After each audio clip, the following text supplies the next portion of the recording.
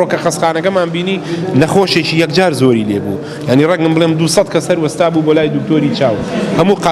هەتا ئێستا لە هیچ خەستەخانەیەکی دەرەوەی شار من ئەم زەختە زۆرم نەبینیوە نە لە پێنجوێن وایە نە لە چەمچەماڵ وا بووە نە لە دەربەنی خان وا بووە کەواتە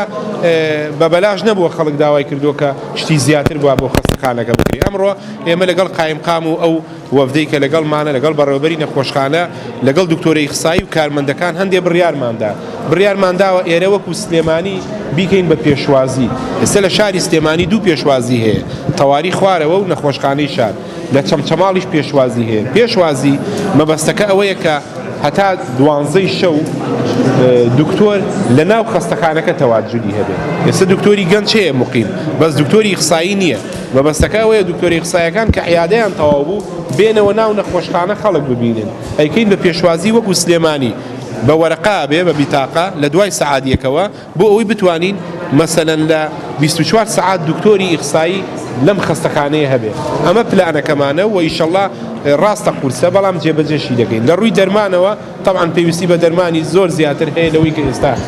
بۆمان جێبەجێکردن لەگەڵ بەڕێوەبەری دەرمان و پێداویستی پزیشکی لە ڕووی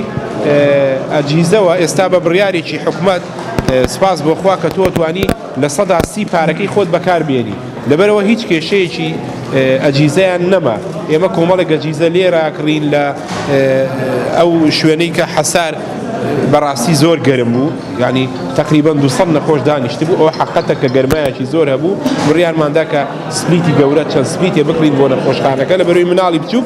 لە گەرما دانیشت بوو